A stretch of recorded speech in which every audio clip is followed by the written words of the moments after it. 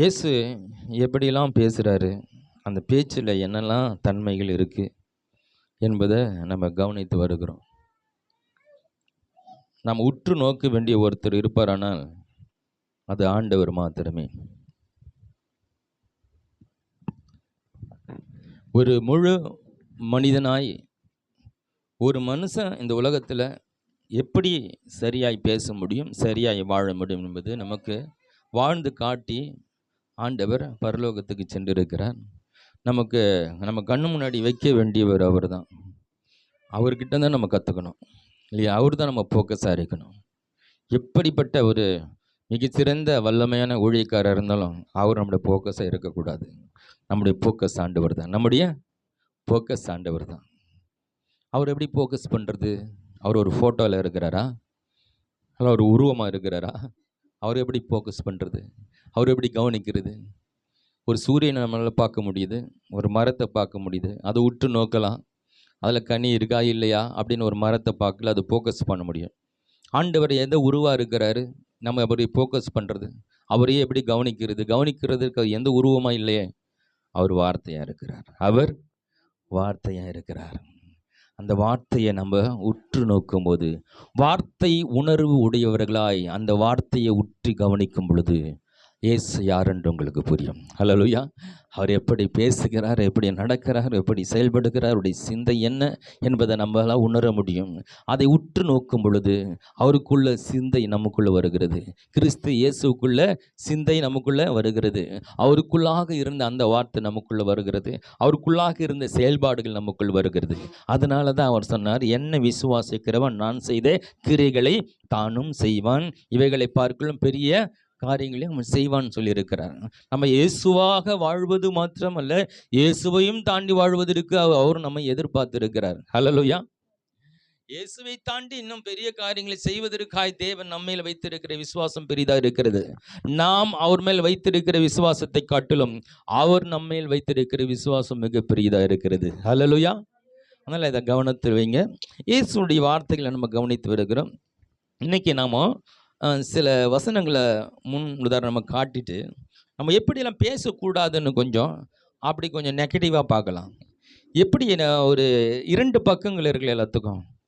இரவுனா பகல் இருக்குது இல்லையா? அப்புறம் நன்மைன்னா தீமை இருக்குது. இது எல்லாமே இருக்குது. எல்லாமே 2 பக்கங்களாக இருக்கிறது. இதில் வாழ்க்கையில் எல்லாமே 2 பக்கம்லாங்க இருக்குது. கசப்புன்னா இனிப்பு அப்படின்னு சொல்ல, பிறக்க ஒரு காலம் உண்டு, இறக்க ஒரு காலம் உண்டு, அழ ஒரு காலம் உண்டு, நகைக்க ஒரு இப்படி எல்லாமே 2 பக்கங்கள் இருக்கிற இந்த 2 பக்கங்களை நம்ம அறிந்திருக்கணும், புரிந்திருக்கணும். ஆனால் 2 பக்கங்களை நம்ம சந்திக்க வேண்டிய ஒரு சூழ்நிலை வரும் வாழ்க்கையில் இல்லையா? இல்லைங்க, வாழ்க்கையில் நான் எனக்கு புத்தரை பற்றி சொல்லுவாங்க. அவர் ராஜா குடும்பத்தில் வளர்ந்தோன்னா அவருக்கு ஒரு குறையெல்லாம் வளர்ந்து வராங்க. ஒரு நாள் ரோட்டு வழியே போனாலாம், யாரோ செத்து போனன்னு தூக்கிட்டு போனாங்களாம். அப்போ தான் முதல் முறை சாவை பார்க்குறாரு. அவர் சாவை பார்த்த உடனே அவருக்கு தோணுச்சா, என்ன நான் ஒருத்தனை படுக்க வச்சு தூக்கிட்டு போகிறாங்களே, என்ன ஏன் தூக்கிட்டு போகிறாங்கன்னு. சாவுன்னு அவருக்கு தெரியாதான். அப்போது கேட்குறாங்க, இவர் செத்துட்டார், அவ்வளோதான், இவரை கொண்டு போய் பொதிச்சிருவாங்க முடிஞ்சு. அப்போது மனுஷன் வாழ்க்கை அவ்வளோதானா? எல்லாம் ஒரு நாளைக்கு செத்துடுமா? ஆமாம், செத்துடணும். அப்போ தான் அவருக்கு சாவை பற்றி தெரியுதான், செத்துருவோம் நம்ம. அப்போ தான் யோசிக்க ஆரம்பிக்கிறாரு. அப்போ என்னது, ஒரு சாவுன்னு இருக்கிறது, மரணம் இருக்குதுன்னு அவருக்கு தெரியல. எல்லாமே சூப்பராக இருக்குதுன்னு நினச்சிருக்கிறார். அதுபோல் தான் நம்ம எல்லாமே சூப்பரில் பகலும் இரவும் கலந்து இருக்கிறது போல் எப்படி பேசணும்னு தெரிஞ்சுக்கிற நாம் எப்படி பேசக்கூடாதுன்னு கூட நம்ம தெரிஞ்சு வச்சிருக்க வேண்டியதாக இருக்குது. அப்போ 2 பக்கங்களை நம்ம பார்க்க வேண்டியதாக இருக்குது. அப்போ அது கொஞ்சம் பார்க்கலாம். அதுக்கு முன்னாடி கிறிஸ்துவ வாழ்க்கையை ஒரு வசனத்தில் சொல்லணும்னா நமக்கு அழகாக எபிரேய புத்தகத்தில் ஒரு வசனம் சொல்லுது. அதை முதல் நம்ம ஒரு எக்ஸாம்பிள் பார்த்துட்டு நம்ம அப்படியே கடந்து போகலாம். எபிரேய புத்தகத்தில் 12ஆம் அதிகாரத்தில் முதல் வசனம், அதை யாராவது வாசிக்கலாம்? ஆகையால் மேகம் போன்ற இத்தனை திரளான சாட்சிகள் நம்மை சூழ்ந்து கொண்டு இருக்க பாரமான யாவற்றையும் நம்மை சுற்றி சுற்றி நம்மை நெருங்கி சுற்றி நெருக்கி நிற்கிற பாவத்தையும் பாவத்தையும் தள்ளிவிட்டு தள்ளிவிட்டு விசுவாசத்தை துவக்கிறவரும் விசுவாசத்தை முடிக்கிறவருமாய் இருக்கிற இயேசுவை நோக்கி நமக்கு நியமித்திருக்கிற நமக்கு ஒரு பாதையை நியமித்திருக்கிறார், நமக்கு ஒரு வாழ்க்கையை நியமித்திருக்கிறார், நமக்கு ஒரு திட்டம் இருக்கிறது. அந்த பாதையிலே ஓட்டத்துல பொறுமையாய் ஓடுகிற வாழ்க்கை. அவசரப்பட்டு திடீர்னு ஒரு முடிவு எடுக்கிறது, அங்க ஓடுறது இங்க ஓடுறது, அதுவா இதுவா, ஒரு தெளிவற்ற அவங்க சொல்றத கேட்கறது, இவங்க சொல்றத ஓடுறது, அங்க போனா சரியாடும் இங்க போனா சரியாடும், அப்படியே குழப்பமான வாழ்க்கை இல்லை. நிதானமாக பொறுமையாய் நமக்கு நியமித்திருக்கிற அந்த ஓட்டத்துல நமக்கு ஒரு கோடு கீச்சு வச்சிருக்காருங்களே. ஓட்ட பந்தயத்தில் பார்த்தீங்கன்னு வச்சிங்களேன், அவங்கவுங்களுக்கு ட்ராக் இருக்கும், அந்த ட்ராக்கில் தான் ஓடணும். அந்த ட்ராக் தாண்டி ஓடனா அவர் ஓடி ஜெயிச்சாலும் அதுக்கு பரிசு கிடையாது இல்லையா. அவங்களுக்கு ஒரு ட்ராக்கில், அந்த ட்ராக்கில் தான் அவங்க ஓடணும். உங்கள் ட்ராக்கு, கடவுள் உங்களுக்கு ஒரு ட்ராக் வச்சுருக்கிறாரு, மற்றவங்க ட்ராக்கில் ஓடாதீங்க. அது அவங்க ட்ராக்கு, அது அவங்க அழைப்பு, அவங்கள அப்படி நடத்துகிறார் ஆண்டவர். அதில் அந்த பக்கம் ஓடுறோன்னு பார்க்குறது, இந்த பக்கம் ஓடுறோன்னு பார்த்து இப்படி ஓடலாமா அப்படி ஓடலாம், எப்படியும் ஓடாதீங்க. கர்த்தர் உங்களுக்கு கொடுத்த அற்புதமான ஒரு ட்ராக், அது உங்களுக்காக வைத்திருக்கிறார். அதை நீங்கள் மாத்திரம் தான் ஓட முடியும், மற்றவங்க ஓட முடியாது. மற்றவங்க ஓட்டத்தை அவங்க தான் ஓடணும். அப்போ நமக்கு கொடுக்கப்பட்ட அந்த ட்ராக்கில் அழகாக நல்லா ஓடிட்டு இருக்கிறீங்களே, என் ட்ராக்கை மாற்றணும், நம்ம ட்ராக்கை. அப்போ பொறுமையோடு அழகாக அருமையாக போயிட்டு இருக்கு, சிறப்பாக இருக்குது, நமக்கு தெரியுது. மகிழ்ச்சியாக சந்தோஷமாக அந்த ஓட்டத்தை ஓடிக்கொண்டு இருக்கும் பொழுது ஏன் நம்ம திசை திருப்பப்பட வேண்டும்? அழகாக இன்னும் வேகமாக அந்த ஓட்டத்தை இன்னும் வேகமாய் சிறப்பாக பொறுமையாய் நிதானமாக அழகாக ஓடுவோம். கிறிஸ்தவ வாழ்க்கை என்பது ஏதோ ஆண்டவருக்குள்ளே வந்த உடனே டக்குன்னு எல்லாருடைய வாழ்க்கையில் அப்படி தான். ஆண்டவருக்குள்ளே வந்தோன்னா வாழ்க்கை அப்படியே ஓகன் ஆகிடும், சிறப்பாகிடும். இப்படி நடந்து அதுன்றது எதிர்பார்ப்போடு வர்றாங்க. வந்த பிறகு எதிர்பார்த்த காரியங்கள் நடக்க தாமதமாகும் பொழுது அவங்க என்ன பண்ணுறாங்களா, கொஞ்சம் காலத்தில் அப்படியே என்ன பண்ணுறாங்க, ஒரு சோர்வடைஞ்சு, யாருக்கோ ஒருத்தர் நடக்கும் பொழுது, யாருக்கோ ஒருத்தருக்கு எல்லாருக்கும் நடக்காத பொழுது, இப்படியே கொஞ்சம் கொஞ்சம் வந்து கடைசியில் நமக்கு இது நடக்காது, இது நமக்கு நடக்காது, சரி ஆண்டவர் தெரியும். இப்படியே கொஞ்சம் கொஞ்சமாக அவங்களுடைய விசுவாசத்தை பிசாசு என்ன பண்ணுறேன்னா சூழ்நிலையை காட்டி, அதை காட்டி இதை காட்டி, அவ்வளோதான் ஒரு நிலைக்கு வந்துட்டோம். அப்படி தான் ஒரு மனுஷன் அப்படி வந்துடுறான். அவனை பற்றி நீங்கள் பார்க்க போகிறோம். அதுக்கு முன்னாடி இந்த வசனங்களை காட்டிட்டு போகிறேன். இப்போ நம்ம கிறிஸ்தவ வாழ்க்கை என்பது ரொம்ப நிதானமாக பொறுமையாக அவசரப்பட்டு ஓடக்கூடாது. அவங்க சொல்கிறாங்க, இவங்க சொல்கிறாங்க, அது சொன்னாங்க. இதில் குழப்பம் நிறைய கிறிஸ்தவ வாழ்க்கையில் இருக்குது. காலுக்கு நம்ம சொல்லி குழப்பி விட்டுறதுக்கு நிறைய இருக்குது. இன்றைக்கி இன்னும் ஏகப்பட்ட யூடியூப் சேனல் அது ஒரு பக்கம் போயிட்டு இருக்குது. இவர் ஒன்று சொன்னார், ஒன்று சொல்கிறார். இதெல்லாம் விட்டுட்டு கர்த்தர் நமக்கு ஆண்டவர் நம்மோடு பேசுகிறவராக இருக்கிறார் இல்லையா. நம்ம அந்த அளவுக்கு வளர்ந்துட்டோம். கர்த்தர் நம்மோடு பேசக்கூடியவராக, நமக்கு உணர்த்தக்கூடியவராக நமக்கு தெரியுது. அப்போது நல்லா தான் போயிட்டு இருக்கிறோம், அருமையாக தொடர்ந்து போவோம். இது இந்த பொறுமையாய் நிதானமாய் அழகாய் கொஞ்சம் கொஞ்சமாய் நம்ம முன்னேறி கொண்டு அந்த முன்னேறி பாதையில் நம்ம அப்படியே போயிட்டு இருப்போம். நம்ம இலக்கை ஒரு நாள் அடைவோம். நிச்சயமாக ஒரு நாள் கானான் தேசத்துக்கு போவோம். ஹல்லேலூயா. நிச்சயமாக கடவுள் நமக்கு வைத்திருக்கிற அந்த ஆசீர்வாதத்தை அடைவோம். அதுக்கு எந்த ஒரு மாற்றமும் இல்லை. சிறப்பான ஒரு நம்முடைய முடிவுகள் எல்லாம் மிக சிறப்பாக இருக்கும். இன்னொரு வசனத்தை வாசிக்கலாம். யாக்கோபு புத்தகம் 1ஆம் அதிகாரம் 19வது வசனம்.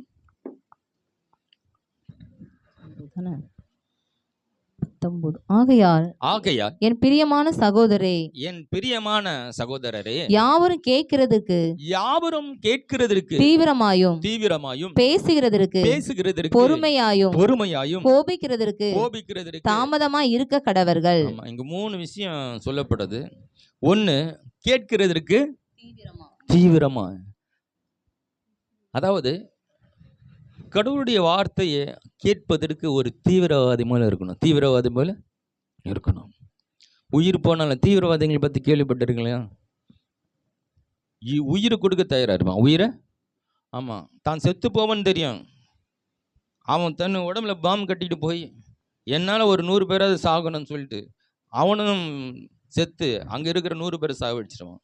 அந்த தீவிரவாதினா தன் உயிரையும் தியாகம் பண்ணுறதுக்கு தயாராக இருப்பான். அவன் நினைச்சது நடக்கிறதுக்காக எதையும் செய்வான். அவன் தான் தீவிரவாதி. அவன் தான் அப்படி கடவுளை வார்த்தையை கேட்பதற்கு ஒரு தீவிரமாக இருக்கணும். தீவிரமாக ஆமாம், ஆண்டவர் கடவுள் வார்த்தை தான் முக்கியம். அதுக்கு என்ன வந்தாலும் நான் போயிடுவேன். என்ன வந்தாலும் ஆமாம், விருந்தாளி வந்தாங்க, அது பண்ணாங்க, இது பண்ணாங்க, பலகீனமாக நடக்க முடியலன்னா ஒரு ஆட்டோ வச்சா நான் வருவேன். ஆட்டோ வச்சாவது சபைக்கு வருவேன். உங்களை தேவன் கனம் பண்ணுவார். ஹல்லேலூயா. அவங்க தான் வேதத்தின் மேல் தாகமாக இருக்கிறவர்கள். அவர்கள் மேலே தான் ஜீவ தண்ணீரை ஊற்றுவார் ஆண்டவர். ஹல்லேலூயா. இல்லையா? உதாரணம் நமக்கு சகையு தான் இல்லையா? குள்ளனா இருந்து ஆண்டவர் பார்க்க முடியாமல் இன்னொன்றும் முயற்சி செய்து கடைசியில் ஏற முடியாத மருத்துவமனை ஏறி அவர் வருவாருன்னு காத்து கொண்டு இருந்தான். அந்த காத்து இருந்த அந்த சகைவை தாண்டி அவரால் நடந்து போக முடியல. ஹல்லேலூயா. அவனை சந்தித்து அவனை வீட்டுக்கு தங்கலாம் வான்னு கூப்பிட்டு அவன் வீட்டுக்கு போனார் இல்லையா? அதுபோல் கடவுளுடைய சமூகத்தில் கடவுளுடைய வார்த்தை குறித்து நீங்கள் தாகமாய் வருவீர்களானால் உங்களுக்குள்ளிருந்து ஜீவ ஊற்று நிச்சயமாய் புறப்படும். ஜீவ ஊற்று ஆமாம், நிச்சயமாக புறப்படும். அப்போ நம்ம கேட்கிறதற்கு நாம் தீவிரமாயும் பேசுகிறதுக்கு பொறுமையா பேசுறதுக்கு கொஞ்சம் டைம் எடுத்து பேசுங்க. டக்கு டக்குன்னு பதில சொல்லாதீங்க. ஏன்னா அவங்க ஒரு 700 கிலோமீட்டர் வேகத்தில் பேசணும்னா நம்ம ஒரு உடனே 800 கிலோமீட்டர் வேகத்தில் பேசுறது. அவங்க 700 கிலோமீட்டர் பேசணும், நம்ம 50 கிலோமீட்டர் வேகத்தில் பொறுமையாக சொல்லணும். அந்த பொறுமையான வார்த்தை அவங்க வேகத்தை குறைச்சிடும். அவங்க வேகமாக பேசணும், நீங்கள் பொறுமையாக பேசி பாருங்களேன், அவங்க அப்படியே அவங்க ஸ்லோ ஆகிடுவாங்க. அவங்க வேகமாக பேசுகிறோம், நம்ம வேகமாக பேசினா அவங்க வேகமாக பேசி நம்ம வேகமாக பேசி அதில் பெரிய பிரச்சனையாகணும். பெரிய ஆமாம், மெதுவான பிரதியுத்தரம். மெதுவான நம்ம பேசுவதற்கு ரொம்ப கவனமாக இருக்கு. ஏன்னா நம்ம வார்த்தைகள் தான் விளைவுகளை ஏற்படுத்துகிறது. ஒரு வார்த்தை கொஞ்சம் அவசரப்பட்டு விட்டோன்னா அது வேறு விதமான விளைவுகளை உண்டாக்கிடும். அந்த ஒரு வார்த்தைக்காக குடும்பங்கள் பிரிஞ்சது, இந்த ஒரு வார்த்தைக்காக எத்தனை நஷ்டங்கள் வந்திருக்கு. அந்த ஒரு வார்த்தை சொல்லிட்டேனேன்றதுக்காக பல காரியங்கள் இழக்க வேண்டியதாகுது. அந்த ஒரு வார்த்தையை அவசரப்பட்டு சொல்லிட்டேனேன்னு சொல்லி அந்த ஒரு வார்த்தைக்காக எத்தனையோ வாழ்க்கையில் எத்தனையோ காரியங்கள் எத்தனையோ பேருக்கு நடந்திருக்கு. அது மட்டும் சொல்லாமல் இருந்ததுன்னா அது எனக்கு நடந்திருக்காதுங்க. அவசரப்பட்டு அந்த வார்த்தையை விட்டுட்டேன். அதில் தான் பேசுவதற்கு நீங்கள் பொறுமையாக கொஞ்சம் கவனமாக பேசணும். அப்புறம் 3வது கோபித்து கொள்றதுக்கு ஆமாம், கொஞ்சம் இன்னைக்கு திட்டினாங்களா நாளைக்கு கோச்சிங்க. இன்னைக்கு திட்டினா ஆமாம், நேற்று திட்டினால இன்னைக்கு நான் கோச்சிக்கிறேன்னு சொன்னேன். அவங்களுக்கும் கோவம் போயிடும், உங்களுக்கும் கோவம் போயிடும். நீ நேற்று திட்டினால இன்னைக்கு நான் கோவமாக இருக்கிறேன்னு. அட போப்பா, நேற்று திட்டினது இன்னைக்கு கோவமாக இருக்கிறேன். அப்போ கோவிப்பதற்கு நீங்கள் இந்த பைபிளை நீங்கள் படித்து எத்தனை பேர் இந்த பைபிளை நேசிக்கிறீங்க? நான் சொல்கிறேன், சாலமோனை காட்டிலும் நீங்கள் ஞானி ஆகிடுவீங்க இந்த பைபிளை படிக்க. எப்படி நடக்கணும், எப்படி பேசணும், நான் எல்லாவற்றையும் நம்ம கற்றுக் கொடுக்கறது. இந்த உலகம் என்ன, தேவன் என்ன, பிசாசு என்ன, ஏன் நமக்கு இந்த பிரச்சனை நடக்குது, இதை எப்படி ஜெயிக்கிறது, எப்படி தாண்டுறது இல்லையா, எல்லாத்தையும் பார்க்க முடியும். இந்த அதாவது எல்லாமே இந்த கடந்த காலத்தை பற்றி தெரிஞ்சு வச்சுருக்கோம், நிகழ்காலத்தை பார்க்குறோம். எல்லாருமே எதிர்காலத்தை பார்க்கணுன்னு ஆசை இல்லையா? அதுக்கு எவனோ ஜோசியம் இருப்பானா, ஐயா என் எதிர்காலம் எப்படி இருக்கும், இல்லை தீர்க்கதரிசி போய் பார்ப்போமா, ஐயா என் எதிர்காலம் எப்படி இருக்கும் இப்படின்ட்டு யாராவது இந்த எதிர்காலத்தை சொல்லணும்னா எல்லாருக்கும் ஆவலாக இருக்குது. உன் எதிர்காலத்தை வேதத்தில் ஆண்டவர் எழுதி வைத்திருக்கிறார். ஹல்லேலூயா. நீங்கள் உங்கள் எதிர்காலத்தை பார்க்கலாம். ஆவிக்கிறை கண்களை கொரண்டு கடவுளுடைய வார்த்தை நீங்கள் நேசித்து படிக்க ஆரம்பிச்சுன்னா உங்கள் வாழ்க்கையில் நீங்கள் எப்படி இருக்க போகிறீங்களே இங்கே நீங்கள் இப்போயே பார்த்துடலாம். ஹல்லேலூயா. இது ஒரு அற்புதமான ஒரு புத்தகம். இந்த வேதத்தை நேசித்து படிங்க. உங்களுக்கு ஒரு அப்படியே ஒரு 1000 பேர் உனக்கு சப்போர்ட்டாக கூட நிற்கிற மாதிரி இருக்கும். யாருமே இல்லாக்கட்டும் தைரியமாக இருப்பீங்க. எந்த இருட்டில் போனாலும் நீங்கள் உங்களுக்கு அது வெளிச்சமாக இருக்கும். அது வெளிச்சமாக எந்த பயமும் உங்களுக்கு வராது.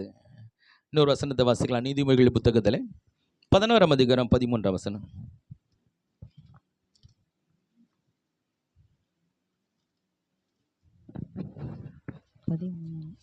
நீதியுள்ள உதடுகள் 13 தானே? 16:13. நீதியுள்ள உதடுகள் ராஜாக்களுக்கு பிரியம். நிதானமாய் பேசுகிறவர்கள் ராஜாக்கள் பிரியப்படுவார்கள். ராஜாக்கள் என்றது தேசத்தை ஆளுகிற ராஜாக்களை குறிக்குது. இன்னொரு பக்கம் இந்த உலகத்தை ஆட்சி செய்கிற நம்முடைய ராஜாதி ராஜாவுக்கு ரொம்ப பிடிக்கும். ஹல்லேலூயா. நீங்கள் நிதானமாய் பேசுகிறது ஆண்டவருக்கு ரொம்ப பிடிக்குமா? ஆண்டவருக்கு பிடிச்ச மாதிரி பேசுங்க. நீங்கள் நிதானமாக பேசும் பொழுது நம்முடைய ராஜாவுக்கு உங்களை ரொம்ப பிடிக்குது, உங்களை ரொம்ப பிடிக்குது. வளன்னு பேசுறதெல்லாம் விட்டுட்டு ஒரு வார்த்தை சொன்னாலும் அது நறுக்குன்னு, அது மற்றவங்களுக்கு கிரியை செய்யக்கூடிய ஒரு பவர்ஃபுல் வேர்டை யூஸ் பண்ண கற்றுக்குங்க. நம்ம ரொம்ப முக்கியமான ஆளுங்க. நம்ம வார்த்தைக்கு பவர் இருக்குது. நம்ம ஏதோ ஒன்று பேசக்கூடியவர்கள். ஏதோ ஒன்று பேசி ஏதோ ஒன்று வாழ்க்கையில் நடக்கக்கூடாது. சிறந்தது நடக்கணும், சிறப்பாக நடக்கணும். அப்போ சிறப்பாக பேச கற்றுக்கொள்ளணும். அதை தான் தேவன் நமக்கு இந்த வேதத்தில் கற்றுக் கொடுக்குறாரு. இப்போ நான் செய்திக்கு வருகிறேன். ஆதியாகமம் புத்தகத்தில் 17ஆம் அதிகாரத்தில் 16, 17 வசனங்களை வாசிக்கலாம்.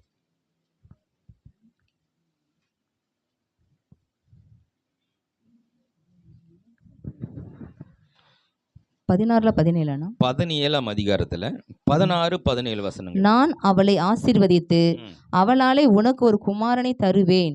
அவள் ஜாதிகளுக்கு தாயாகவும் அவளாலே ஜாதிகளின் ராஜாக்கள் உண்டாகவும் அவளை ஆசீர்வதிப்பேன் என்றார். அப்பொழுது ஆபிரகாம் முகங்குப்புற விழுந்து நகைத்து, 100 வயதானவனுக்கு பிள்ளை பிறக்குமோ, 90 வயதான சாரால் பிள்ளை பெறுவாளோ என்று தன் இருதயத்தில் சொல்லிக்கொண்டு. இங்கே பார்க்குறோம், ஆபிரகாமை ஆண்டவர் ஒரு 75 வயதில் ஆண்டவர் அழைத்து, ஆண்டவர் என்ன பண்ணுறாரு, நான் போகும் அந்த தேசத்துக்கு போன்னு சொல்கிறார். அவனும் விசுவாசமாக தான் கிளம்புறான். ஏன்னா எல்லாத்தையும் சொந்த பந்தெல்லாம் விட்டுட்டு ஒரு ஊரை விட்டு பல 1000 மைல் தூரம் தாண்டி ஒரு இடத்துக்கு ஆண்டவர் அழைக்கிறன்னா அவனுக்கு ஒரு பெரிய விசுவாசம் இருக்கணும். ஏன்னா நம்மளால ஒரு இடத்த விட்டு இன்னொரு இடத்துக்கு போகிறது ரொம்ப கஷ்டமாக இருக்கும். நம்ம வாழ்ந்த வீட்டை விட்டு இடத்த விட்டு போகிறது அது ஒரு நம்ம அதோட அட்டாச்மெண்ட் ஆகிடும். சொந்த பந்தங்கள், பக்கத்து வீடு, அக்கத்து வீடு, நமக்கு அங்கே ஒரு கம்ஃபர்ட் ஆகிடும் நமக்கு அந்த இடமா. அதை விட்டுட்டு ஒன்றுமே தெரியாத ஒரு இடத்துக்கு எங்கே போகிறேன்னு தெரியாத போனோன்னா எப்படி? அவன் வர்றாங்க, ஆண்டவர் அழைத்த போது விட்டுட்டு வரேன்னா அவன் ஆரம்ப விசுவாசமாக தான் இருக்குது. கிளம்பி வருகிறான், எல்லாத்தையும் விட்டுட்டு ஆண்டவர் வருகிறாங்க. தொடர்ந்து ஆண்டவர் அவனோடு கூட தொடர்ந்து பேசி கொண்டு வருகிறார். உனக்கு நான் சந்ததி கொடுப்பேன், உன் சந்ததி இவ்வளவா இருக்குன்னு ஆண்டவர் தொடர்ந்து அவனை என்ன பண்ணுறாரு, சந்தித்து அவர் சொன்ன வார்த்தையை இன்னும் அவனுக்கு விசுவாசிக்க தக்கதாக அவனோடு பேசி கொண்டு இருக்கிறார். அவனுக்கு கடந்து வந்துட்டு இருக்கிறான். நடுவில் என்ன நடக்குது, ரொம்ப காலங்கள் செல்ல செல்ல தன்னுடைய மனைவியாகிய சாரால் வேலைக்காரியாகி ஆகாரை பிடித்து மனைவியாக கொடுத்து அவளோடு சேர்ந்து கொள்ளுன்னு சொல்லி நமக்கு ஒரு குழந்தை பிறகுட்டுன்னு குழந்தையும் பிறந்தது, குழந்தையும் வளர்ந்துருது. இப்போது அவனுக்கு 99 வயதாகுது. அந்த டைமில் ஆண்டு தொடர்ந்து கூட வராரு. வாக்கு பண்ணின தேவன் அப்படியே போயிட்டு ஆண்டவர் ஆபிரகாமுக்கிட்ட 99 வயசில் வரல, 75 வயதிலிருந்து என்னைக்கு அவனை அழைத்தவரோ அந்த நாள் முதல் கொண்டு அவனோடு கூட எல்லா சூழ்நிலையிலும் கடந்து வருகிறார். ஆண்டவர் அவனுக்கு ஒரு ஆசீர்வாதத்தை தருவேன்னு சொன்னார். தருவதற்கு முன்பாக ஒரு குறுக்கு வழியில் அந்த ஒரு ஆசீர்வாதத்தை பெற்றுக்கொள்கிறான். இப்போ என்ன நினைக்கிறேன்னா அதுவே போதுன்ற நிலைக்கு வந்துட்டான். ஏன்னா வயசு ஆயிடுச்சு, பலகீனமும் ஆயிட்டான். அவனுக்கு தெரியுது இனிமேல் நம்ம குழந்தை பெற்றுக்க ஒரு சூழ்நிலை மனைவிக்கு இல்லை, எனக்கு இல்லைன்னு நல்லாவே தெரியுது. அப்போ அந்த சூழ்நிலையில் தான் ஆண்டவர் பேசுகிறார். சாராள் குழந்தைய பெறுவான்னு சொல்லும்போது இவன் முகங்குப்புற விழுந்து நகைத்தான்னு சொல்லப்பட்டிருக்கிறது. கடவுள் உங்களோட பேசின அந்த வசனத்தை பிடித்து கொண்டு நாம் நடந்து வரும் பொழுது காலங்கள் கடந்துடுச்சுன்னா நம்ம அநேகர் சோர்ந்து போயிடறோம்ல. சோர்ந்து போய் சில நேரத்தில் இனிமேல் என்ன இருக்குது, இனிமேல் ஆமாம் அதுக்கு பதில் ஆண்டவர் இந்த ஆசீர்வாதம் கிடைச்சிச்சு, அந்த ஆசீர்வாதம் கிடைச்சிச்சு, ஏதோ கேட்டது கிடைக்கக்கூடிய ஓரளவுக்கு கடவுள் நம்மளை ஆசீர்வதித்தார். ஏதோ பரவாயில்ல, நம்ம ஏதோ ஆசைப்பட்டோம், ஏதோ இங்கே கிடைச்சிச்சு, இதுவே பரவாயில்லன்னு அதுலேயும் சாட்டிஸ்ஃபை ஆகிட்டு இந்த வாழ்க்கையும் போதும் ஆண்டவர் என்ற போகிற நிலைமைக்கு தான் ஆபிரகாம்னு மாறிட்டான். அதனால தான் அடுத்த வசனம் முகங்குப்புற விழுந்து நகைத்தான். அப்புறம் என்ன சொல்றான், 100 வயதான அவனுக்கு பிள்ளை பிறக்குமோ, 90 வயதான சாரால் பிள்ளை பெறுவாளோ என்று தன் இருதயத்திலே சொல்லிக் கொண்டு அவனை யோசிக்கிறான், இனிமேல் நான் ஏன் பண்றது, இவர் இப்ப பேசிட்டு இருக்காரு அப்படின்னு சொல்லிட்டு இஸ்மவேல் உமக்கு முன்பாக பிழைப்பானாக என்று ஆண்டவர் ஒரு முக்கியமான காரியத்தை சொல்லுகிறார். முக்கியமான நேரத்துக்கு வந்துட்டாரு. நான் இப்போ ஆண்டு ஒரு காரியத்தை சொல்லியிருக்கிறேன், சொன்ன வாக்குத்தத்தை நிறைவேறக்கூடிய ஒரு காலகட்டத்துக்கு வந்துட்டான். இப்போ அதுக்கு சம்மந்தம் இல்லாமல் இவன் சிரிச்சிட்டு என்ன பண்ணுறான், இந்த ஆகார் மூலமாக பிறந்த அந்த குழந்தைய, அந்த இஸ்மவேலை அதெல்லாம் விட்டு ஆண்டவரே, இவனை பார்த்துக்க, ஒரு குழந்தை பிறந்துச்சு, இவன் நல்லா இருக்கட்டும், இவனை பாதுகாத்து வச்சிங்க, இவன் சிறப்பாக வரட்டும். அப்போ ஆண்டவர் ஒன்று சொல்லிட்டு இருக்கிறாரு, இவன் ஒன்று சொல்லிட்டு இருக்கிறான். இதை தான் நான் உங்களுக்கு ஒன்று சொல்ல வருகிறேன். கர்த்தர் என்ன சொல்கிறாரோ அதையே நீங்கள் சொல்ல பழகி கொள்ள வேண்டும். கர்த்தருடைய வார்த்தைக்கு எதிராய் பேச ஒரு நாளும் கற்றுக்கொள்ளக்கூடாது. தேவனுடைய பிள்ளைகளாகிய நமக்கு கர்த்தருடைய காரியங்கள், வாக்கு தத்தங்கள் நிறைவேறணும்னா அதுக்கு விரோதமான காரியங்களை ஆப்போசிட்டாக பேசிடக்கூடாது. சூழ்நிலைகளை பேசிக்கொண்டு இருக்கு. அவன் சூழ்நிலை தான் பேசுகிறான். 100 வயதாயிடுச்சு, 90 வயசாயிடுச்சு, மனைவிக்கு சிரிப்பு வருது. இனிமேல் குழந்தை பெற்றா உலகம் என்ன நினைக்கும்? தாத்தாக்க பாட்டிக்கும் குழந்தை பிறந்தா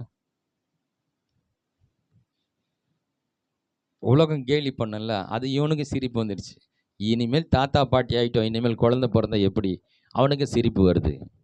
ஆனாலும் வாக்கு மாறாத தேவன் ஒருவர் இருக்கிறார். ஹல்லேலூயா. அவர் ஒரு திட்டத்தை வைத்திருக்கிறார்.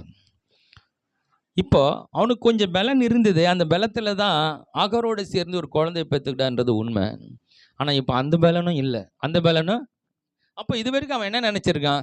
ஏதோ சரீரத்தில் கொஞ்சம் பலம் இருக்குது, ஏதோ ஆகார் கொஞ்சம் பரவாயில்ல, ஏதோ குழந்தை பெற்றுக்கிட்டு ஒரு உடம்புல சக்தி இருக்குன்னு அவன் நினச்சி இருந்தான். அந்த சக்தியும் போயிடுச்சு. அப்போ இது வரைக்கும் அவன் என்ன நினச்சானா, கொஞ்சம் உடம்புல ஸ்ட்ரென்த் இருக்குது, பரவாயில்ல, குழந்தை பிறக்கும்ன்ற நம்பிக்கை இருந்தது. இப்போ அந்த ஸ்ட்ரென்த்து போயிடுச்சு, அதனால் அந்த நம்பிக்கையும் போயிடுச்சு. அப்போ கர்த்தர் செய்வார்ன்ற நம்பிக்கையில் தனக்குள்ளே ஒரு சக்தி இருக்குது கொஞ்சம், அதனால் நடக்க தான் நினச்சிருந்தான். அப்போ உனக்கு இருக்கிற சக்தியும் ஆண்டவருடைய சக்தியும் சேர்ந்து தான் ஆண்டவர் உனக்கு அற்புதம் பண்ணணுமா? உனக்கு ஒரு சக்தி இல்லாத பொழுது ஆண்டவர் அற்புதம் பண்ணுவார்னு நிரூபிக்கத்தான் ஆண்டவர் உன்னுடைய சக்தி இல்லாமல் போன பிறகு அவர் வர்றார். உன்னுடைய சக்தியெல்லாம் இழந்துட்ட பிறகு அவர் வந்து பேசுகிறாரு. சாரால் ஒரு குழந்தைய பெறுவாள் என்பது இதுதான் ஆண்டவர் உங்களுடைய வாழ்க்கையில் அற்புதம் செய்கிற ஒரு நேரம். ஹல்லேலூயா. எனக்கு ஒன்றும், என்னுடைய ஸ்ட்ரென்த் ஒன்றும் இல்லை ஆண்டவர், என்னுடைய பவர் ஒன்றும் இல்லை, நான் சொல்கிறதுக்கு ஒன்றும் இல்லைன்னு அந்த நேரம் தான் கடவுள் உங்களுக்கு அற்புதம் செய்கிற ஒரு நேரம். ஹல்லேலூயா. எனக்கு ஒன்றுமே தெரியல, ஒன்றுமே வரல, எனக்கு ஒன்றுமே இல்லை, எதுவுமே இல்லை, நான் வெறுமையான நிற்கிறேன் பாத்திரமா, என்னை இப்போ சொல்கிறதுக்கு எதுவுமே இல்லைன்ற நிலைமையில தான் கர்த்தர் உங்களுக்கு அற்புதம் செய்கிற ஒரு நேரம். ஹல்லேலூயா. அந்த நேரத்தில் கடவுள் வந்து மறுபடியும் பேசுகிறார். தான் சொன்ன வாக்கு தத்தங்களை பற்றி பேசி கொண்டிருக்கிறார். நான் நிறைவேற்ற போகிறேன்னு சொல்லி கொண்டிருக்கிறார். இவனும் அதற்கு விரோதமான காரியங்களை அவன் நினைத்து கொண்டிருக்கிறார். சாராள் என்ன செய்கிறார்? அதில் 18ஆம் அதிகாரத்தில் 11 15 வரைக்கும் வாசிங்க. ஆபிரகாமும் சாராளும் வயது சென்று முதிர்ந்தவர்களா இருந்தார்கள். ஸ்திரீகளுக்குள்ள வழிபாடு சாராளுக்கு நின்று போயிற்று. ஆகையால் சாராள் தன் உள்ளத்திலே நகைத்து, நான் கிழவியும் என் ஆண்டவன் முதிர் வயதுள்ளவருமான பின்பு எனக்கு இன்பம் உண்டாயிருக்குமோ என்றாள். அப்பொழுது கர்த்தர் ஆபிரகாமை நோக்கி, சாராள் நகைத்து, நான் கிழவியா இருக்க பிள்ளை பெறுவது மெய்யோ என்று சொல்வானேன்? கர்த்தரால் ஆகாத காரியம் உண்டோ? உற்பவ காலத்திட்டத்தில் உன்னிடத்தில் திரும்ப வருவேன், அப்பொழுது சாராளுக்கு ஒரு குமாரன் இருப்பான் என்றார். சாராள் பயந்து, நான் நகைக்கவில்லை என்று மறுத்தாள். அதற்கு அவர், இல்லை, நீ நகைத்தாய் என்றார். ஹலோ, நீங்க சிரிக்கிறது விட அவருக்கு தெரியுது. ஹலோ, உங்க சிரிப்பு அவருக்கு தெரியுதுங்க. அவன் நகைச்சு இருதயத்தில் சொல்லி கொண்டான், வெளியில சொல்லல. ஆபிரகாம சாராள் வெளியில சொல்லிட்டான். அதுதான் உள்ளத்தில் நினைக்கிறத காட்டிலும் வெளியில வாயில சொல்றேன்ல, அதுக்கு கொஞ்சம் பவர் அதிகம். பல காரியங்கள் தோணலாம், சொல்லிடாதீங்க. நடக்காது போல இருக்கிறோம், நடக்காதுன்னு வாயை திறந்து சொல்றது அதிங்க. கிடைக்காத மாதிரி தான் பார்த்தா அப்படி தான் இருக்குது, ஆனால் அதை பேசாதீங்க. சூழ்நிலைகள் எதுவும் நடக்காத மாதிரி இருக்கும், அப்படி தான் உணர முடியுது, அப்படி தான் உணர்ச்சி இருக்குது. உடம்புல வியாதி இருக்குது, வலிக்குதெல்லாம் தெரியுது, ஆமாம் அப்படி தான் இருக்குது உணர்ச்சி. அதை பேசாதீங்க. ஆமாங்க, அங்கே வலிக்குது இங்கே வலிக்குதுன்னு பேசுறதை விட்டுட்டு கர்த்தர் சொன்ன வாக்கு தத்தங்களை பேசுங்க. ஹல்லேலூயா. நான் சுகமாக இருக்கிறேன், எனக்காக இயேசு கல்வாரி சிலுவையில் அவர் ரத்தம் சிந்து மரித்து அவர் தழும்புகள் இன்னும் எனக்காய் பேசி கொண்டிருக்கிறது. உன் சுகத்திற்கு அதான் இந்த தழும்பு என்று, அந்த சுகம் என்னுடைய அந்த தழும்பு என்னுடைய சுகத்தை அறிவித்து கொண்டிருக்கிறது. நான் அந்த தழும்பை கண்ணோக்கி பார்க்கிறேன். அது நீ சுகமானாய் சுகமானாய் சுகமானாய் என்று அறிவித்து கொண்டிருக்கிறது. நான் என் உடம்பில் இருக்கிற வலியை பார்க்கல, வியாதியை பார்க்கல, இயேசுடைய கரத்தில் இருக்கிற அந்த தழும்பை பார்க்குறேன். அந்த தழும்பு சொல்லிடுச்சு, நீ சுகமாக்கப்பட்டாய். ஹல்லேலூயா. நான் அதை நோக்கி பார்க்குறேன். அப்போது சூழ்நிலைகளை பார்க்கறது, அதை பற்றி பேசுறது, அது கடவுளுக்கு பிரியமானதல்ல. அப்படி கடவுளுக்கு எதிராய் பேசுகிற காரியங்களாக இருக்கிறது. கடவுள் சொல்கிறதே பேசக்கூடியவங்களா இருக்கணும். கடவுளுடைய சிந்தைக்குள்ளே நம்ம போயிடணும். ஆண்டவர் சொல்கிறாரா, சூழ்நிலை எப்படின்னா இருக்கட்டும், ஆமாம் ஆண்டவரை நீங்கள் சொல்கிறது தான் நடக்கும். உம்மால் செய்யக்கூடாத அதிசயமான காரியம் ஒன்றுமே இல்லை. உங்கள் எந்த சூழ்நிலை உங்களுக்கு எதிர்மறையாக இருக்கலாம் இல்லையா? எது வேணால் நீங்கள் வந்து பார்க்க எதுவும் நடக்கிற மாதிரி இல்லையே, ஆண்டவர் ஏதோ நம்மளை ஆசீர்வதிப்பார்னு வந்துட்டோமே. இந்த வாக்குத்தத்தங்கள்லாம் இப்படி இருக்குது. வாளாக்காமல் தலையாக்குவார், கீழாக்குவார், மேலாக்குவார். உன் துக்கம் சந்தோஷமாக மாறும். இப்படி பலவிதமான வாக்குத்தத்தங்கள் இருக்குது. என் வாழ்க்கையில் எதுவுமே பார்க்க முடியலன்னா கவலைப்படாதீங்க. உங்கள் சூழ்நிலையில் பேசாதீங்க. கர்த்தர் சொன்ன வாக்குத்தத்தங்களை பேசுங்க. அவர் சொன்னதை நிறைவேற்றுகிற வரைக்கும் அவர் உங்களை கைவிடுகிறதே இல்லை. ஹல்லேலூயா. அதனால் சூழ்நிலை பேசி பிரச்சனை பெருசாக ஆக்கக்கூடாது. நம்ம பிரச்சனை சூழ்நிலை பேசி பேசி அது பெருசாகிடும். அதுவே நம்மளை விசுவாசத்தை குறைச்சிடும். அதுவே நம்முடைய ஆசீர்வாதத்துக்கு தடையாயிடும். அதனால் என்ன சூழ்நிலை இருந்தாலும் நான் விசுவாசிக்கிறவர், நான் இன்னாரென்று அறிந்திருக்கிறேன், விசுவாசித்து என் ஆகையால் நான் பேசுகிறேன். ஹல்லேலூயா. நான் விசுவாசிக்கிறத பேசுகிறேன். நான் கண்ணால் பார்க்குறத பேசலை, காதால் கேட்குறத பேசலை, நான் சரீரத்தில் உணர்கிறத பேசலை. ஆனால் கடவுளுடைய வார்த்தை நான் விசுவாசிக்கிறேன், அதை மாத்திரம் பேசி கொண்டு இருக்கிறேன். எனக்கு தெரியாது, நிச்சயமாக நடக்கும், நிச்சயமாக நடக்கும். ஆபிரகாமின் வாழ்க்கையில் கர்த்தர் இந்த 75 வயதிலிருந்து ஆண்டவர் பேசி தொடர்ந்து அவர் கூடவே வந்துட்டே இருக்கிறார். தொடர்ந்து தன்னுடைய தரிசனத்தை வெளிப்படுத்திட்டே இருக்கிறார், பேசிக்கொண்டே வருகிறார். குறுக்காலே அவன் என்ன பண்ணுறான், தனக்கு ஒரு ஆசீர்வாதத்தை அவன் சுதந்திரித்து கொண்டு அதுவே போதண்டு மனநிலைக்கு வந்துடுறான். அதுக்குள்ளே ஒரு வயசு ரொம்ப ஆயிடுச்சு. வயசானோன்னு மறுபடியும் ஆண்டவர் தன்னுடைய தரிசனத்தை வந்து பேசுகிறாரு. அவனுக்கு சிரிப்பு வருகிறது, சாராளுக்கு சிரிப்பு வருது. ஏன்னா 2 பேரும் கிளவி ஆயிட்டாங்க. அந்த தரிசனம் நிறைவேறதுக்கு எனக்கு பலன் இல்லை, அது நடக்கிறதுக்கு வாய்ப்பு இல்லைன்ற ஒரு சூழ்நிலையில் என்ன பண்ணுறாங்க, கடவுளுக்கு விரோதமான காரியங்களை சிந்திக்கிறாங்க, பேசுகிறாங்க. ஆனாலும் கர்த்தர் மாறாதவர், கர்த்தர் மாறாதவர். நான் சொல்கிறேன், நம்ம எல்லாரும் தெய்வ திட்டத்தில் இருக்கிறோம். நம்ம எல்லாரும் மேலே தெய்வ திட்டம் இருக்கிறது. எல்லாரும் மேலே தெய்வ திட்டம் இருக்கிறது. நம்ம எல்லாரும் தேவன் அழைத்திருக்கிறார். நம்ம எல்லாரும் தேவன் தெரிந்து கொண்டு இருக்கிறார். நம்ம எல்லோரும் கூட தேவன் வந்து கொண்டு இருக்கிறார். எத்தனை பேர் நம்புறீங்க? ஹல்லேலூயா. என்னைக்கு இந்த ஆண்டவராக இயேசு கிறிஸ்துவை சொந்த இரட்சகராக ஏற்றுக்கொண்டீர்களோ அந்த நாள் முதல் கொண்டு கர்த்தர் உங்களை கரம் பிடித்து உங்களோடு கூட வந்து கொண்டு இருக்கிறார், நடத்தி கொண்டு இருக்கிறார். உங்களுக்கு நான் சொல்லுகிறேன், ஒரு சிறப்பான எதிர்காலம் உங்களுக்கு இருக்கு. மிக சிறந்த வாழ்க்கை உங்களுக்கு வைத்திருக்கிறார். அதை நீங்கள் எண்ணி பார்க்கவோ கற்பனை பண்ணி பார்க்கவோ முடியாது. அந்த அளவுக்கு கர்த்தர் ஆண்டவர் உங்களுக்கான ஆசீர்வாதங்களை வைத்திருக்கிறார். அது நம்ம நினைக்கிறதற்கும் வேண்டிக் கொள்வதற்கும் மேலாய் இருக்கிறது. ஹல்லேலூயா. அந்த ஒரு விசுவாசத்தோட நம்ம பொறுமையோட அவரை நோக்கி, விசுவாசத்தை துவக்கிறவரும் முடிக்கிறவருமாகி நோக்கி ஒவ்வொரு நாளும் பயணப்பட்டு போவோம்.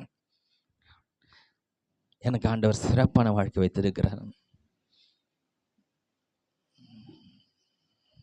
இதை அறிக்கை செய்வோம். ஹல்லேலூயா. எனக்குள்ள வியாதிகள் இல்லை, அவர் சுமந்து கொண்டார். எந்த காரியமும் என்னை துக்கப்படுத்த முடியாது, யாரும் என்னை முடக்கி விட முடியாது, யாரும் என்னை அழ வைத்து விட முடியாது. நான் கர்த்தருக்குள்ளே இருக்கிறேன், கர்த்தர் என்னோடு இருக்கிறார், கர்த்தர் என் கூட நடந்து வந்து கொண்டு இருக்கிறார், கர்த்தர் சிறப்பான பாதையில் நடத்துகிறார். ஆண்டவர் என்னை வாக்குத்தத்தம் பண்ணினதை என் வாழ்க்கையில கொண்டு போய் அங்கே சேர்ப்பார். ஹல்லேலூயா. இதுதான் ஆவிக்குரிய பயணம். இதுதான் ஆமாம். உலகத்தான போல அதை இதை பார்த்து நம்ம பேசி கதறக்கூடாது.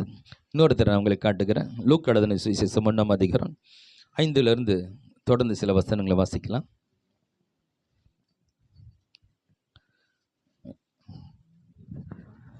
யூதேயா தேசத்தின் ராஜாவாகிய ஏரோதின் நாட்களில் அபியா என்னும் ஆசாரிய வகுப்பில் சகரியா என்னும் பேர் கொண்ட ஆசாரியன் ஒருவன் இருந்தான். அவன் மனைவி ஆரோனுடைய குமார்த்திகளில் ஒருத்தி, அவள் பேர் எலிசபெத். அவர்கள் இருவரும் கத்தரிட்ட சகல கற்பனைப்படியையும் நியமங்கள்படியையும் குற்றமற்றவர்களாய் நடந்து. சகரியாவும் எலிசபெத்தும் ரொம்பவும் ஆண்டருக்கு உண்மையாகவும் உத்தமமாகவும் சரியாகவும் ஆண்டவர் வசனத்தைப்படி வாழ்ந்த ஒரு அருமையான தெய்வனுடைய பிள்ளைகளாக இருக்கிறோம் என்று இந்த வேதத்தில் பார்க்குறோம். அப்போது எந்த ஒரு தப்பும் பண்ணலை, உண்மையாக கடவுளுடைய காரியங்களே கரெக்டாக இருக்கிற மனுஷங்க. அப்புறம் வாசிங்க. நீதியுள்ளவருமாய் இருந்தார்கள். இருந்தாங்க. எலிசபெத் மலடியா இருந்தபடியினால் எலிசபெத் மலடியா குழந்தை இல்லாமல் இருந்தா, அவளுக்கு பிள்ளை இல்லாது இருந்தது. சரி. இருவரும் வயது சென்றவர்களாய் இருந்தார்கள். 2 பேரும் வயது சென்றவங்களா இருந்தாங்க. அப்படி இருக்க அவன் தன் ஆசாரிய வகுப்பின் முறைப்படி தேவ சந்நிதியிலேயே ஆசாரிய ஊழியம் செய்து வருகிற காலத்தில் ஆசாரிய ஊழியம் முறைமையின்படி அவன் தேவாலயத்துக்குள்ளே பிரவேசித்து தூபங்காட்டிற்கு சீட்டை பெற்றான். தூபங்காட்டுற வேளையிலே ஜனங்க எல்லாரும் கூட்டமாய் வெளியே ஜெபம் பண்ணி கொண்டிருந்தார்கள். அப்பொழுது கர்த்தருடைய தூதன் ஒருவன் தூபபீடத்தின் வலது பக்கத்தில் நின்று அவனுக்கு தரிசனமானான். சகரியா அவனை கண்டு கலங்கி பயமடைந்தான். தூதன் அவனை நோக்கி, சகரியாவே, பயப்படாதே, உன் வேண்டுதல் கேட்கப்பட்டது.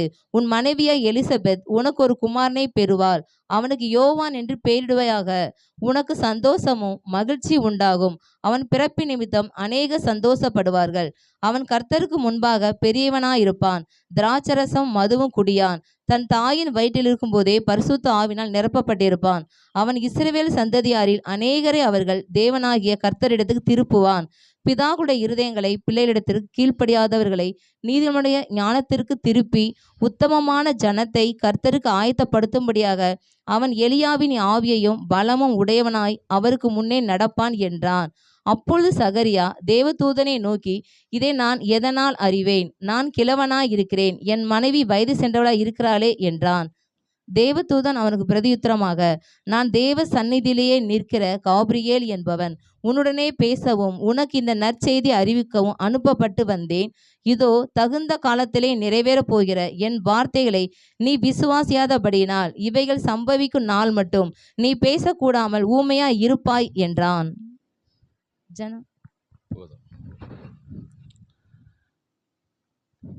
இந்த வார்த்தையை நீ விசுவாசியாதபடினால நீ ஊமையாக இருப்பாய். பல ஆண்டுகள் ஜெபிச்சு வயசாகி அந்த ஜெபத்தையே மறந்து போயிட்டு அந்த கான்செப்டை விட்டாங்க. நமக்கு ஒரு குழந்தை வேணுன்றதை மறந்துட்டு ஆண்டவருக்கு உண்மையாக இருக்கிறாங்க. ஆண்டவருக்கு உண்மையாக இருக்கிறாங்க, எல்லாம் இருக்கிறாங்க. தேவன் தூதன் வந்து பேசுகிறான் பாருங்க. தேவ தூதன் சொல்கிற விஷயம் விட உனக்கு குழந்தை பிறக்குன்னு அப்படி சொல்லிட்டா கூட, என்னப்பா எங்களுக்கு வயசாகிடுச்சு, இன்னைக்கு குழந்தை பிறகுன்னு சொல்கிறேன்னு அந்த ஒரு வாரத்தில் நம்ம ரிப்பீட் பண்ணிடலாம். ஆனால் தேவதூதன் ரொம்ப அற்புதமான காரியங்களை தன்னுடைய மகன் பிறந்து அவன் என்ன செய்வான், எப்படி இருக்க போகிறான், ஒரு பெரிய ஒரு சார்ட் கொடுக்குறாரு. அவனுடைய அந்த மகனாக வந்து அவன் என்னெல்லாம் பண்ண போகிறான், மிகப்பெரிய காரியங்களை தொடர்ந்து சொல்லிக்கிட்டே வர்றாரு. அது கேட்கும் போது அவனுக்கு விசுவாசம் வந்திருக்கணும் இல்லையா? மொட்டையாக உனக்கு ஒரு குழந்தை பிறகுன்னு சொல்லியிருந்தா கூட எங்கப்பா குழந்தை பிறகுதான். ஆனால் அந்த குழந்தை எப்படி இருக்கும், அது பரிசுத்த ஆவினால் நிரப்பப்பட்டு இருக்கும், அது எப்படிப்பட்ட வந்து சாப்பாடு சாப்பிடும் இல்லையா, அது என்ன பண்ண போகுது ஊருக்குள்ளே, இதெல்லாம் அவருக்கு அழகாக சொல்லிக்கிட்டே வர்றாரு. இவ்வளோ பெரிய அற்புதமான காரியங்களை சொல்லும்போது அவன் தன்னுடைய குறைவுகளையும் தன்னுடைய பலவீனங்களையும் தன்னுடைய சூழ்நிலையை பற்றி அந்த தெய்வதூதன்கிட்ட சொல்லுறான். இது எப்படி ஆகும், அது எதனால நடக்க போகுது, எனக்கு வயசாயிடுச்சு, என் மனைவிக்கும் வயசாயிடுச்சு, இப்போ நான் இவ்வளோ தூரத்துலேருந்து நற்செய்தி அறிவிக்கிற தேவ தூதனாகிய காபிரியேல், உனக்காகவே நான் புறப்பட்டு வந்திருக்கிறேன், நான் தேவனிடத்தில் வந்திருக்கிறேன், உனக்கு ஒரு அற்புதமான ஒரு நல்ல செய்தியை சொல்ல வந்தால் நீ தேவையில்லாத செய்தியை எனக்கு சொல்லிட்டு இருக்கிற. உன் செய்தியை கேட்க நான் வரல, என் செய்தி உனக்கு நிறைவேற வரல, உன் வாயை நான் என்ன பண்ணுறேன், உன்னை ஊமையாக்குறேன். ஹல்லேலூயா.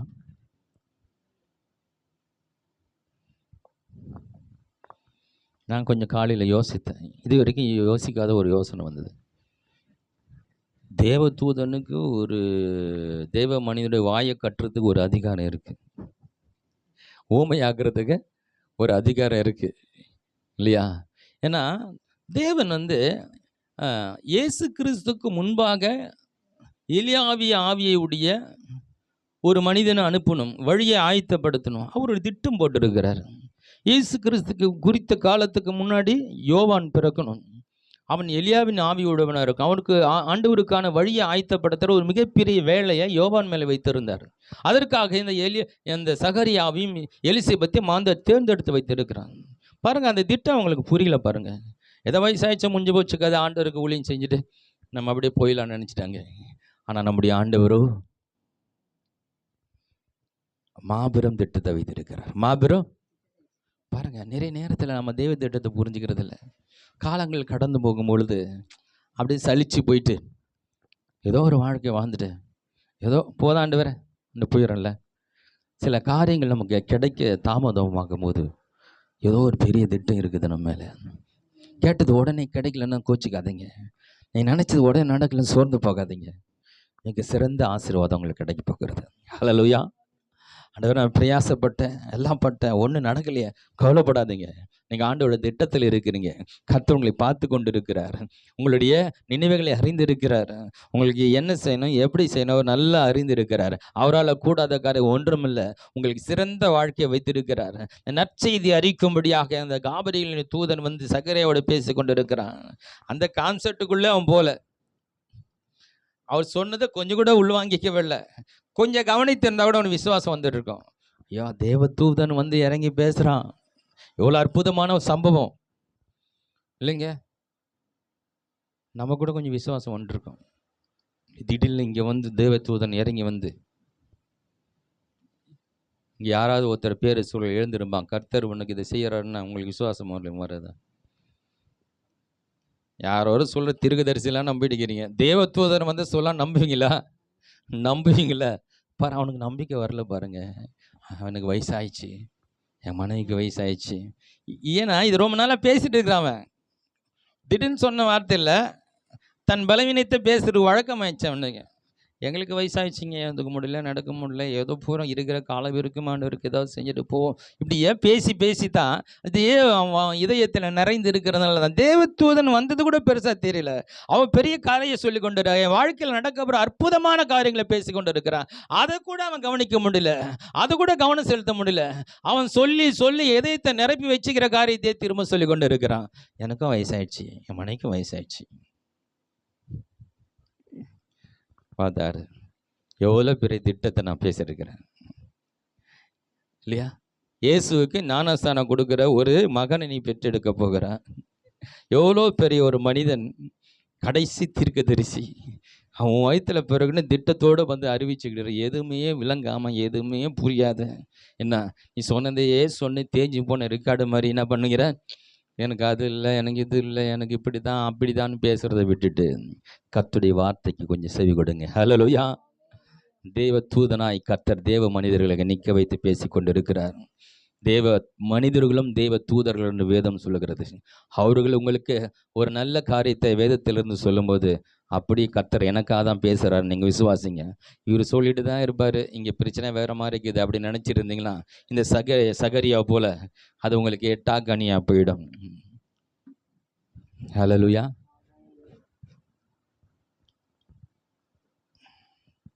கடவுள் ஒரு மனிதனை இங்கே வச்சிருக்கார். அவன் படித்தவனா படிக்காதவனா, ரொம்ப அறிவாளியா புத்திசாலியா, அதெல்லாம் ஒன்றும் கிடையாது. அதெல்லாம் அதை வச்சு ஆண்டவர் கிரியேட் பண்ணுறதே இல்லை.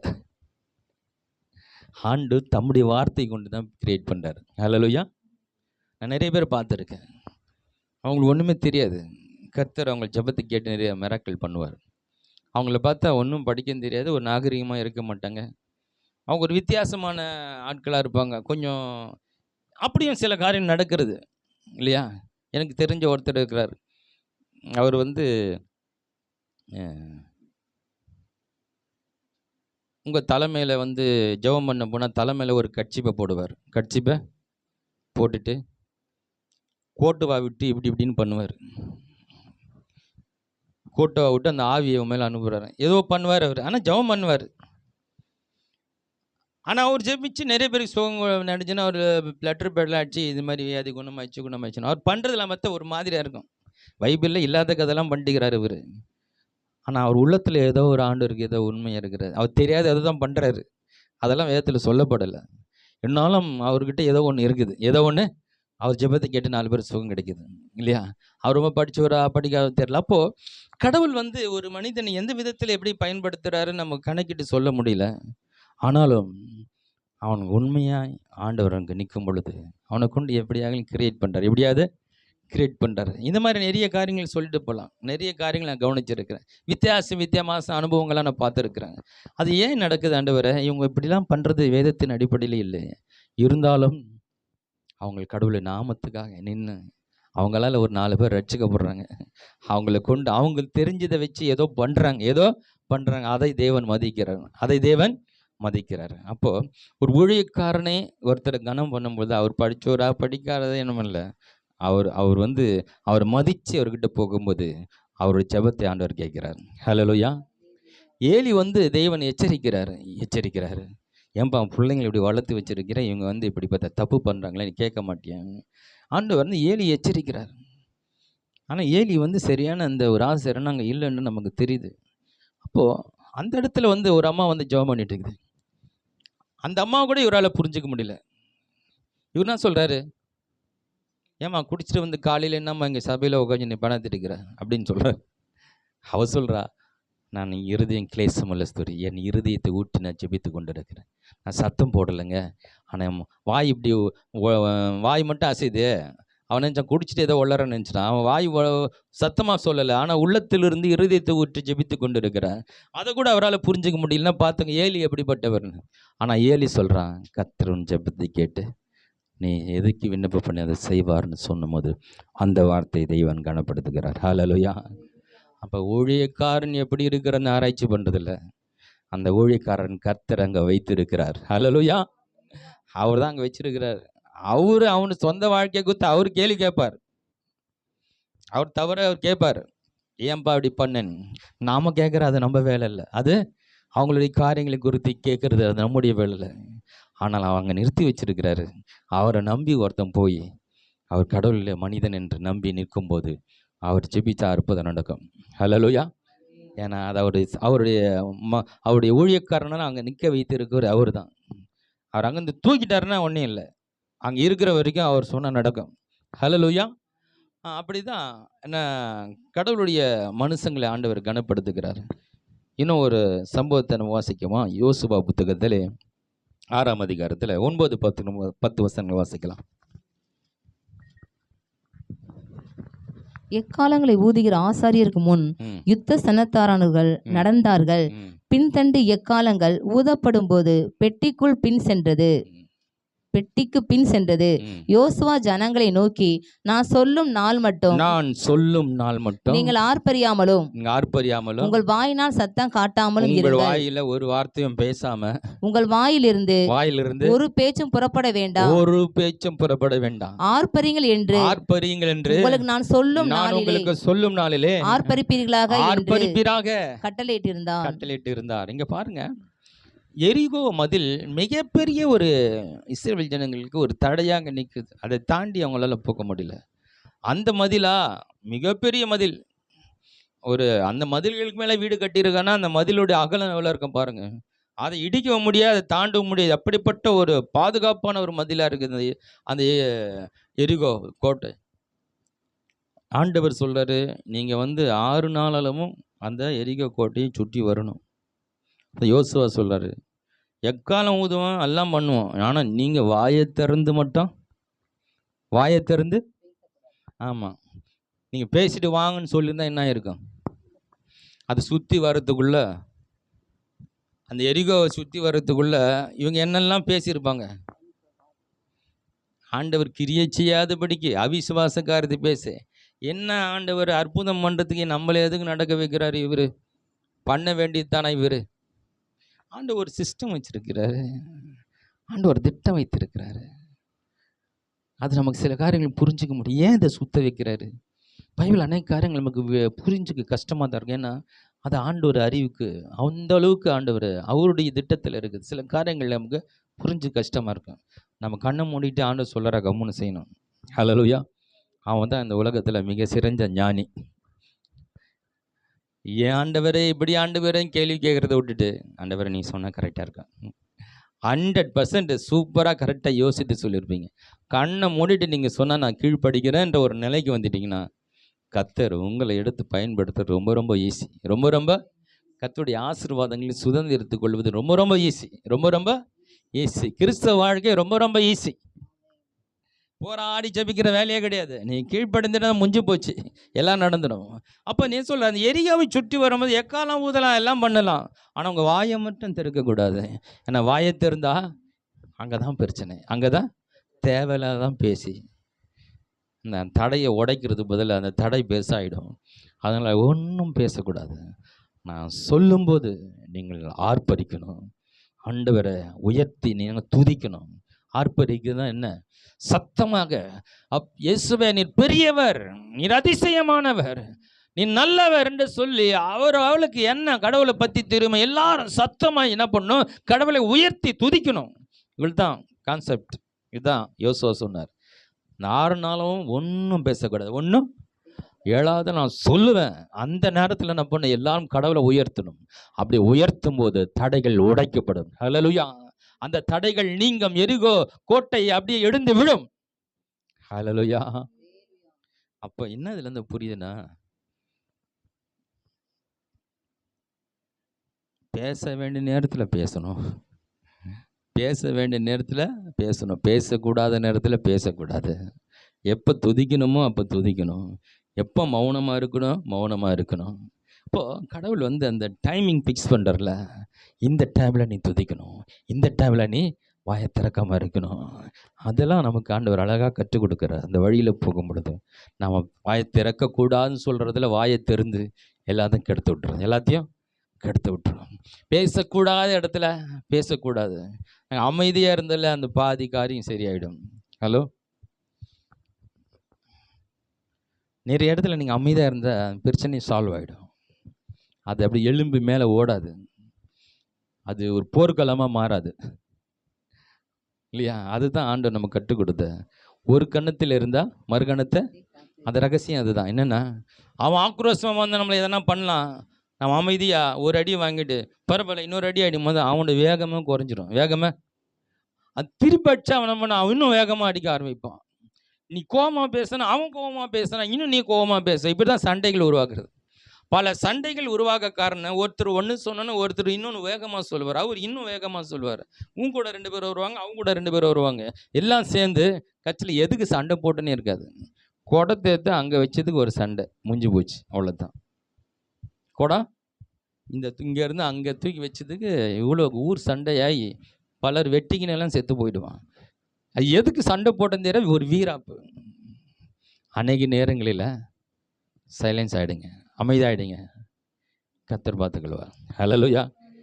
கத்துருவான், கத்தி கத்தி என்ன பண்ணுறான், அப்படியே ஆயிடுங்க, அவனும் சாந்தமாயிடுவான், அவனு சாந்தமாயிடுவான். அதனால் இந்த 6 நாளால் என்ன பண்ணக்கூடாது? வாயே திறக்கக்கூடாது, வாயை அமைதியாக. இது தாங்க ரொம்ப கஷ்டம் இல்லையா? சும்மா இருக்கிறது தாங்க ரொம்ப கஷ்டம். அதில் பேசாமல் இருக்கிறது, அது என்னால் முடியாது. அது காலையில் 6 மணிக்கு பொழுது விடிஞ்சு எழுந்ததுலேருந்து நைட்டு படுக்கிற வரைக்கும் அந்த வாயுவை என்னால் கண்ட்ரோல் பண்ண முடியல. எதனா ஒன்று பேசிட்டு இருக்கு. எதனா 6 நாள் பேசாமல் இருக்கணும். எவ்வளோ பெரிய விஷயம் வரும். கடவுள் 6 நாளும் ஒன்றும் வாயை திறக்கக்கூடாது. வாயா, ஆமாம், 7வது நாள் வாயை திறக்கணும். அப்போ அற்புதம் நடக்கணும். அப்போ அற்புதம் நடக்கிறதா இருந்தால் வாயை திறக்கணும். ஹலோ, இதில் ரகசியம் என்ன தெரியுமா? நீ வாயை திறந்தால் அற்புதம் நடக்குங்க, அதுக்கு திறங்க. சொம்மனை வாயை திறந்து ஒன்றுத்துக்கு உதவாத பேசி நேரத்தை காலத்தை வீணடிக்கிறது விட்டுட்டு, நான் வாயை திறந்து ஏதோ ஒன்று நடக்கணும், ஒரு நல்லதை நடக்கணும், ஒரு அற்புதம் நடக்கணும், வியாதி குணமாகணும், ஒரு மரக்களை நான் பார்க்கணும், ஒரு அற்புதத்தை நான் பார்க்கணும், அதுக்காக வாயை திறக்கிறேன். ஹல்லேலூயா. கண்களை மூடி ஜெபிக்கலாம். நன்றி ராஜா. நீர் சொன்ன